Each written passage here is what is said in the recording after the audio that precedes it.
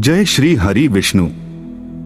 अविकाराय शुद्धाय नित्याय परमात्मने सदैक रूप रूपाय विष्णवे सर्वजिष्णवे नमो हिरण्यगर्भाय हर्ये शंकराय च वासुदेवाय ताराय सर्गस्थित्य अंतकारिणे। अर्थात जो ब्रह्मा विष्णु और शंकर रूप से जगत की उत्पत्ति, स्थिति और संहार के कारण हैं तथा अपने भक्तों को संसार सागर से तारने वाले हैं, उन विकार रहित शुद्ध अविनाशी परमात्मा सर्वदा एक रस सर्व विजयी भगवान श्री वासुदेव विष्णु को मैं नमस्कार करता हूँ। आप सभी दर्शकों का हमारे YouTube चैनल डिजिटल महात्मा पर हार्दिक अभिनंदन और स्वागत है। भगवान श्री वेद व्यास जी द्वारा रचित श्री गरुड़ महापुराण के दिव्य ज्ञान के माध्यम से अपनी पिछली प्रस्तुति में हम बता चुके हैं कि मनुष्य की मृत्यु होने के बाद आत्मा कितने दिन तक घर में रहती है, गरुड़ पुराण क्यों करते हैं और आत्मा कितने दिन बाद यम मार्ग पर चलने के लिए बल प्राप्त करती है। आज की इस प्रस्तुति में हम यह जानने का प्रयास करेंगे कि 13 दिनों के बाद जीवात्मा बल प्राप्त करती है और यमदूतों के साथ यम मार्ग पर निकल पड़ती है। उसके इस यम मार्ग की यात्रा में आने वाले 16 नगर कौन कौन से हैं? भगवान श्री हरि गरुड़ को ज्ञान देते हुए कहते हैं कि गरुड़ देव मनुष्य अपने जीवन में जैसे जैसे कर्म करता है उसकी आगे की यात्रा भी वैसे ही होती है। अगर उसने अच्छे कर्म किए हों तो उसे यम मार्ग में कोई कठिनाई नहीं होती है और वह आनंद पूर्वक अपनी यात्रा पूरी करता है। लेकिन यदि उसने बुरे कर्म किए हों तो उसे अत्यंत कठिनाई होती है और यमलोक की यात्रा करते समय उसे अनेकों कष्ट भोगने पड़ते हैं। उसकी आत्मा को पापी आत्मा कहा जाता है। यमलोक और मृत्युलोक के बीच की दूरी 86,000 योजन है। जीवात्मा प्रतिदिन अधिक से अधिक 247 योजन और आधा कोस का मार्ग तय करती है। इस प्रकार उस जीव की यात्रा 348 दिनों में पूरी होती है। इस यमलोक की यात्रा में यमदूत पापी जीवात्मा को खींचते हुए ले जाते हैं। जो प्राणी जीवन भर पाप में अनुरक्त रहते हैं उनको इस मार्ग में जो कष्ट भोगना पड़ता है उसका विस्तार पूर्वक वर्णन सुनो। मृत्यु के 13वें दिन वह पापी यमदूतों के कठोर पाशों में बांध लिया जाता है। हाथ में अंकुश लिए हुए क्रोधावेश में तनी हुई भौहों से युक्त दंड प्रहार करते हुए यमदूत उसको खींचते हुए दक्षिण दिशा में स्थित अपने लोक को ले जाते हैं। यह मार्ग कुश कांटों, बांबियों, कीलों और कठोर पत्थरों से परिव्याप्त रहता है। कहीं कहीं उस मार्ग में अग्नि जलती रहती है और कहीं कहीं सैकड़ों दरारों से दुर्गम भूमि होती है। प्रचंड सूर्य की गर्मी और मच्छरों से परिव्याप्त उस मार्ग में प्राणी सियारों के समान विभत्स चीत्कार करते हुए यमदूतों के द्वारा खींचे जाते हैं। यमलोक के दारुण मार्ग में जब पापी जाता है तो शरीर के जलने के कारण अत्यंत क्षीणता को प्राप्त होता है। अपने कर्मानुसार विभिन्न जंतुओं के द्वारा अंगों के खाए जाने, भेदन एवं छेदन किए जाने के कारण जीव अत्यधिक दारुण दुख प्राप्त करता है। हे पक्षीराज, जीव अपने कर्मानुसार दूसरे शरीर को प्राप्त करके यमलोक में नाना प्रकार के कष्ट भोगता है। यमलोक के इस मार्ग में 16 पुर अर्थात नगर पड़ते हैं जो इस प्रकार से हैं: याम्यपुर, सौरिपुर, नगेंद्रभवन, गंधर्वपुर, शैलागम, क्रौचपुर, क्रूरपुर, विचित्रभवन, बहवापद, दुखदपुर, नानाक्रंदपुर, सुतप्तभवन, रौद्रपुर, पयोवर्षण, शीताढ़्यपुर और बहुभीतिपुर। ये 16 पुर हैं जो कि अत्यंत भयंकर और कष्ट देने वाले हैं। सबसे पहले जब पापी याम्यपुर के मार्ग में प्रविष्ट होता है तो दर्द से कराह कर चिल्लाता है, हे पुत्र मेरी रक्षा करो। ऐसा करुण क्रंदन करता हुआ वह अपने द्वारा किए गए पापों का स्मरण करता है और 18वें दिन वह यमराज के उस नगर में पहुंच जाता है जहां पुष्पभद्रा नामक नदी प्रवाहित होती रहती है। वहां देखने में अत्यंत सुंदर वटवृक्ष होते हैं जहां पर जीव विश्राम करना चाहता है, किंतु यमदूत उसको वहां विश्राम नहीं करने देते हैं। उसके पुत्रों के द्वारा स्नेहपूर्वक अथवा अन्य किसी के द्वारा कृपा पूर्वक पृथ्वी पर जो मासिक पिंडदान दिया जाता है उसी को वह वहां पर खाता है। तदंतर वहां से उसकी यात्रा सौरिपुर के लिए होती है। चलता हुआ मार्ग में वह यमदूतों के द्वारा मुदगरों से पीटा जाता है। उस दुख से अत्यधिक पीड़ित होकर वह इस प्रकार विलाप करता है, उस जन्म में मनुष्य और पशु पक्षियों की संतुष्टि के लिए मैंने जल दान नहीं किया, गौओं की क्षुधा शांति के लिए गौचर भूमि का दान भी मैंने नहीं दिया। अतः हे शरीर, जैसा तूने किया है उसी के अनुसार अब तू अपना निस्तारण करेगा। उस सौरिपुर में काम रूपधारी इच्छानुसार स्थितिशील एवं गतिशील राजा राज्य करता है। उसका दर्शन मात्र करने से जीव भय से कांप उठता है और अपने अनिष्ट की शंका से ग्रस्त होकर त्रिपक्ष में पुत्रादिक स्वजनों के द्वारा पृथ्वी पर दिए गए जलयुक्त पिंड को खाकर आगे बढ़ता है। वहां से वह आगे बढ़ता हुआ मार्ग में यमदूतों के खड्ग प्रहार से अत्यंत पीड़ित होकर इस प्रकार प्रलाप करता है, हे शरीर, मैंने जलादि का सदा दान नहीं दिया है, न तो नियम से प्रतिदिन गाय के लिए अपेक्षित गौग्रास आदि दान किया है और न तो वेद शास्त्र की पुस्तक का दान ही किया है। पुराणों में वर्णित तीर्थों की यात्रा नहीं की, इसलिए जैसा तूने किया है उसी में अपना निस्तार करेगा। इसके बाद जीव नगेंद्र नगर में जाता है। वहां पर वह अपने बंधु बांधवों के द्वारा दूसरे महीने में दिए गए अन्न को खाकर आगे की ओर प्रस्थान करता है। चलते हुए उसके ऊपर यमदूतों द्वारा कृपाण की मुट्ठियों से प्रहार किए जाने पर वह इस प्रकार प्रलाप करता है, मुझे मनुष्य योनि प्राप्त हुई थी, किंतु मुझ मूर्खाधिराज का सब कुछ पराधीन हो गया, अर्थात मनुष्य योनि प्राप्त करके भी मैं कुछ सत्कर्म न कर सका। इस प्रकार विलाप करता हुआ जीव तीसरे मास के पूरा होते ही गंधर्व नगर में पहुंच जाता है। तदंतर समर्पित किए गए तृतीय मासिक पिंड को वहां खाकर वह पुनः आगे की ओर चल देता है। मार्ग में यमदूत उसको कृपाण के अग्रभाग से मारते हैं, जिससे आहत होकर वह पुनः इस प्रकार विलाप करता है, मैंने कोई दान नहीं दिया, अग्नि में आहुति नहीं डाली और न तो हिमालय की गुफा में जाकर तप ही किया है। अरे, मैं तो इतना नीच हूँ कि गंगा के परम पवित्र जल का भी सेवन नहीं कर पाया।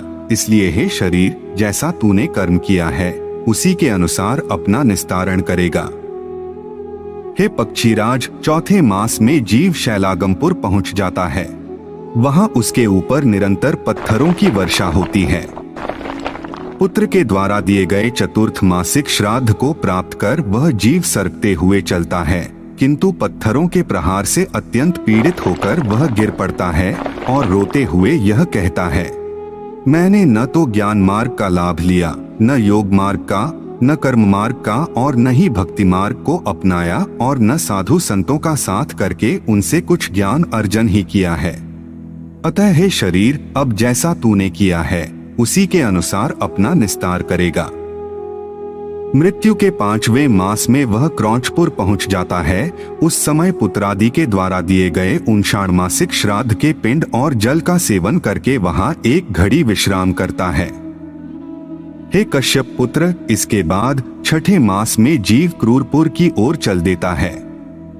मार्ग में वह पृथ्वी पर दिए गए 5म मासिक पिंड को खाकर जलपान करता है। तत्पश्चात वह क्रूरपुर की ओर बढ़ता है, किंतु यमदूत मार्ग में उसको पट्टशो अर्थात अस्त्र विशेष द्वारा मारते हैं, जिससे वह गिर पड़ता है और इस प्रकार विलाप करता है, हे मेरे माता पिता और भाई बंधु, हे मेरे पुत्र, हे मेरी स्त्री, आप लोगों ने मुझे कोई ऐसा उपदेश नहीं दिया जिससे मैं उन दुष्कृत्यों से बच सकता था जिनके कारण मेरी इस प्रकार की अवस्था हो गई। इस प्रकार का विलाप करते हुए उस जीव से यमदूत कहते हैं, अरे मूर्ख, तेरी माता कहाँ है, पिता कहाँ है, स्त्री कहाँ है, पुत्र कहाँ है और मित्र कहाँ है? तू अकेला ही चलते हुए इस मार्ग में अपने द्वारा किए गए दुष्कृत्यों के फल का उपभोग कर। हे मूर्ख, तू जान ले, इस मार्ग में चलने वाले लोगों को दूसरे की शक्ति का आश्रय करना व्यर्थ है। परलोक में जाने के लिए पराये आश्रय की आवश्यकता नहीं होती है। वहां केवल स्वकर्मार्जित पुण्य ही साथ देता है। तुम्हारा तो उसी मार्ग से गमन निश्चित है जिस मार्ग में किसी क्रय विक्रय के द्वारा भी अपेक्षित सुख साधन का संग्रह नहीं किया जा सकता। इसके बाद वह जीव विचित्र नगर के लिए चल देता है। रास्ते में यमदूत उसको शूल के प्रहार से आहत कर देते हैं, जिसके कारण वह दुखित होकर इस प्रकार का विलाप करता है। हाय, मैं कहाँ चल रहा हूँ? मैं तो निश्चित ही अब जीवित नहीं रहना चाहता, फिर भी जीवित हूँ। मरे हुए प्राणी की मृत्यु पुनः नहीं होती। इस प्रकार का विलाप करता हुआ वह जीव यातना शरीर को धारण करके विचित्र नगर में जाता है, जहाँ पर विचित्र नाम का राजा राज्य करता है। वहां पर वह षाण्मासिक पिंड से अपनी क्षुधा को शांत कर आगे आने वाले नगर की ओर चल देता है। मार्ग में यमदूत उस पर भाले से प्रहार करते हैं, जिससे संत्रस्त होकर वह इस प्रकार विलाप करता है, मेरे माता पिता, भाई, पुत्र कोई है अथवा नहीं है जो इस दुख के सागर में गिरे हुए मुझ पापी का उद्धार कर सके। ऐसा विलाप करता हुआ वह जीव मार्ग में चलता रहता है। उसी मार्ग में बैतरणी नामक एक नदी पड़ती है, जो 100 योजन चौड़ी है और रक्त तथा पीप से भरी हुई है। जैसे ही मृतक उस नदी के तट पर पहुंचता है, वैसे ही वहां पर नाव वाले मल्लाह आदि उसको देखकर यह कहते हैं कि यदि तुमने बैतरणी गौ का दान दिया है तो इस नाव पर सवार हो जाओ और सुखपूर्वक इस नदी को पार कर लो। जिसने बैतरणी नामक गौ का दान दिया है वही सुखपूर्वक इस नदी को पार कर सकता है। जिस व्यक्ति ने बैतरणी गौ का दान नहीं दिया है उसको नाविक हाथ पकड़कर घसीटते हुए ले जाते हैं। तेज और नुकीली चोंच से कौवा, बगुला तथा उलूक नामक पक्षी अपने प्रहार से उसे अत्यंत व्यथित करते हैं। हे पक्षीराज, अंत समय आने पर मनुष्यों के लिए बैतरणी का दान ही हितकारी है। यदि प्राणी अपने जीवन काल में बैतरणी नामक गौ का दान देता है तो वह गौ समस्त पापों को विनष्ट कर देती है और उसको यमलोक न ले जाकर उसे विष्णुलोक को पहुंचा देती है। 7वां मास आ जाने पर मृतक बहवापद नामक नगर में आ जाता है। वहां पर सप्तमासिक सोदक पिंड का सेवन करके आगे बढ़ते हुए परिघ के आघात से पीड़ित होकर वह इस प्रकार विलाप करता है, हे शरीर, मैंने दान, आहुति, तप, तीर्थ स्नान तथा परोपकार आदि सत्कृत्य जीवन पर्यंत नहीं किया है। हे मूर्ख, अब जैसा तूने कर्म किया है वैसा ही भोग कर। हे पक्षीराज, इसके बाद वह जीव 8वें मास में दुखदपुर पहुंचता है। वहां वह स्वजनों के द्वारा दिए गए अष्टमासिक पिंड और जल का सेवन करके नानाक्रंद नामक नगर की ओर प्रस्थान कर देता है। मार्ग में चलते हुए मूसलाघात से पीड़ित होकर वह इस प्रकार विलाप करता है, हाय, कहाँ चंचल नेत्रों वाली पत्नी के चापलूसी भरे बचनों के द्वारा किए गए मनोविनोदों के बीच मेरा भोजन होता था और कहाँ भाला बर्छियों तथा मूसलों के द्वारा मुझे मारा जा रहा है। इस प्रकार विलाप करता हुआ वह जीव 9वें मास में नानाक्रंदपुर पहुंच जाता है। तदंतर 9वें मास में पुत्र द्वारा दिए गए पिंड का भोजन करके वह नाना प्रकार का विलाप करता है। तत्पश्चात यमदूत 10वें मास में उसको सुतप्त भवन ले जाते हैं। मार्ग में वे उसको हल से मारते पीटते हैं, जिससे आहत होकर वह इस प्रकार विलाप करता है, हाय, कहाँ मेरे पुत्र अपने कोमल कोमल हाथों से मेरे पैर दबाया करते थे और कहाँ आज इन यमदूतों के वज्र के समान कठोर हाथों से मेरे पैर पकड़कर मुझे निर्दयता पूर्वक घसीटा जा रहा है। 10वें मास में वहीं पर पिंड और जल का उपभोग करके वह जीव पुनः आगे की ओर सरकने लगता है। 11वां मास पूर्ण होते ही वह रौद्रपुर पहुंच जाता है। मार्ग में यमदूत जैसे ही उसकी पीठ पर प्रहार करते हैं, वह चिल्लाते हुए इस प्रकार विलाप करता है, कहाँ मैं रुई से बने हुए अत्यंत कोमल गद्दे पर लेटकर प्रतिक्षण करवटें बदलता था और कहाँ आज यमदूतों के हाथों से निर्दयता पूर्वक मारी जा रही लाठियों के प्रहार से कटी पीठ से करवट बदल रहा हूँ। हे पक्षीराज, इसके पश्चात वह जीव पृथ्वी पर दिए गए जल सहित पिंड को खाकर पयोवर्षण नामक नगर की ओर प्रस्थान करता है। रास्ते में यमदूत कुल्हाड़ी से उसके सिर पर प्रहार करते हैं। हताहत होकर वह इस प्रकार का विलाप करता है, हाय, कहाँ भृत्यों के कोमल कोमल हाथों से मेरे सिर पर सुवासित तेल की मालिश होती थी और कहा, आज क्रोध से परिपूर्ण यमदूतों के हाथों से मेरे इस सिर पर कुल्हाड़ियों का प्रहार हो रहा है।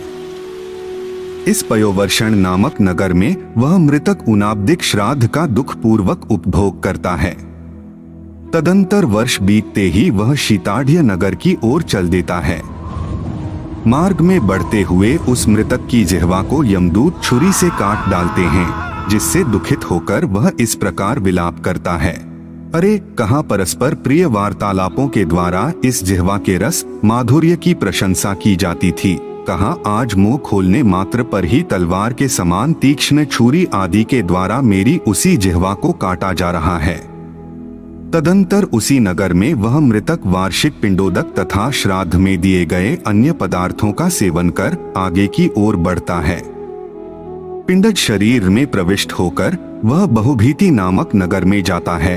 वह मार्ग में अपने पाप का वर्णन और स्वयं की निंदा करता है। यमपुरी के इस मार्ग में स्त्री भी इसी प्रकार का विलाप करती है। इसके बाद वह मृतक अत्यंत निकट ही स्थित यमपुरी में जाता है। वह याम्य लोक 44 योजन में फैला है। उसमें श्रवण नामक 13 प्रतिहार हैं। उन प्रतिहारों को श्रवण कर्म करने से प्रसन्नता होती है, अन्यथा वे क्रुद्ध होते हैं। ऐसे लोक में पहुंचने के पश्चात प्राणी मृत्युकाल तथा अंतक आदि के मध्य में स्थित क्रोध से लाल लाल नेत्रों वाले काले पहाड़ के समान भयंकर आकृति से युक्त यमराज को देखता है। विशाल दांतों से उनका मुखमंडल बहुत ही भयानक लगता है।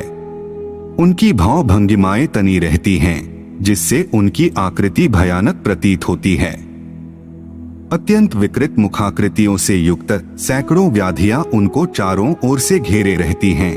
उनके एक हाथ में दंड और दूसरे हाथ में भैरव पाश रहता है। यमलोक में पहुंचा हुआ जीव यम के द्वारा बताई गई शुभ अशुभ गति को प्राप्त करता है। जैसा मैंने तुमसे पहले कहा है, उसी प्रकार की पापात्मक गति पापी जीव को प्राप्त होती है। जो लोग छत्र, पादुका और घर का दान देते हैं, जो लोग पुण्य कर्म करते हैं, वे वहां पर पहुंचकर सौम्य स्वरूप वाले, कानों में कुंडल और सिर पर मुकुट धारण किए हुए शोभा संपन्न यमराज का दर्शन करते हैं। चूंकि वहां जीव को बहुत भूख लगती है, इसलिए एकादशी, द्वादशी, छठ मास तथा वार्षिक तिथि पर ब्राह्मणों को भोजन कराना चाहिए।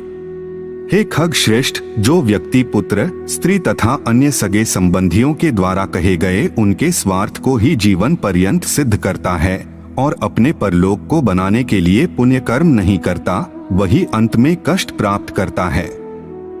हे गरुड़देव, मृत्यु के पश्चात सन्य मणिपुर को जाने वाले प्राणी की जो गति होती है और वर्ष पर्यंत जो कृत्य किए जाते हैं, उसको मैंने तुम्हें सुना दिया है। तो यह थी 13 दिनों के बाद जीवात्मा का यमदूतों के साथ यम मार्ग पर निकलना। उसके इस यम मार्ग की यात्रा में आने वाले 16 नगरों के बारे में एक छोटी सी जानकारी। हम आशा करते हैं कि आपको यह जानकारी अच्छी लगी होगी। अगर अच्छी लगी हो तो वीडियो को लाइक करें और हमारे चैनल को सब्सक्राइब करने का कष्ट करें। अगर आपने हमारा चैनल पहले से ही सब्सक्राइब कर रखा है तो इसके लिए हम हृदय की अनंत गहराइयों से आपका कोटि कोटि धन्यवाद करते हैं। आगे की जानकारी हम गरुड़ ज्ञान के अगले भाग में देने का प्रयास करेंगे। एक बार फिर से आपका बहुत बहुत धन्यवाद। जय हिंद, जय भारत।